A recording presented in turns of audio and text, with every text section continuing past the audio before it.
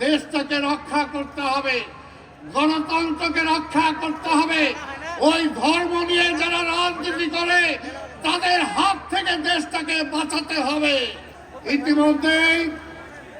ইতিমধ্যেই তিনি প্রমাণ করেছেন যে তিনি শুধু বিএনপির নেতা না, তিনি বাংলাদেশের নেতা।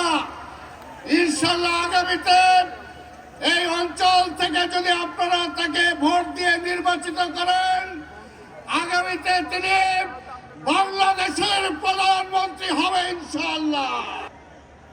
ওই জামাত না কোন দল, এটা থেকে একজন প্রার্থী হয়েছে, 3 দিন আগে নাকি বক্তব্য দিছে যে উনি তো আছে ঢাকার সব সিট বিএনপি নাকি সাইজ করে দিব।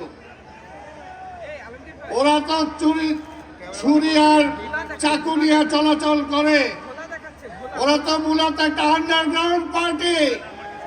কিন্তু আমরা বলতে চাই, বিএনপি এতদিন বেগম খালেদা জিয়ার নেতৃত্বে, এরপরে আমাদের নেতা তারেক রহমানের নেতৃত্বে গণতন্ত্রকে প্রতিষ্ঠা করার জন্য আমরা কাজ করেছি। ছুরি চাকু নিয়ে কাজ করি না, জনগণ নিয়ে কাজ করি। সাইজ করতে আসলে আপনাদেরকে সাইজ করে দেবো ইনশাআল্লাহ। বিএনপি তো ফেলনা পার্টি না যে বললাম আর হয়ে গেল। বিএনপির নেতা তারেক রহমান অনেক ধৈর্য ধরেছেন, আমাদেরকেও ধৈর্য ধরতে বলেছেন। এই যে এখানে হিন্দু সম্প্রদায়ের এক ভাই বলে গেল, এর আগে আর্মির 2 ভাই বলে গেছেন যে 5ই আগস্টের পরে আমাদের নেতা তারেক রহমান নির্দেশ দিয়েছিল গত 17 বছরে এই আওয়ামী লীগ, এই সন্ত্রাসীরা আমাদের অনেক চোর জুলুম করেছে, অনেক কিছু দখল করে নিয়েছে। তারপরে নেতা নির্দেশ দিয়েছিল খবরদার কোথাও কোনো দখল করা যাবে না, কোনো অন্যায় কোনো কিছু করা যাবে না। তাই বাংলাদেশ শান্ত ছিল, বাংলাদেশ শান্ত ছিল। আমরা শান্তিতে বিশ্বাস করি। তার মানে এই না যে আবার সাইজের কথা বলবেন আর আমরা আপনাকে ছেড়ে কথা বলবো, ছেড়ে দেব। ওই অবস্থা এখনো আসে নাই। নেতা তারেক রহমান ইতিমধ্যেই তিনি প্রমাণ করেছেন যে তিনি শুধু বিএনপির নেতা না, তিনি বাংলাদেশের নেতা।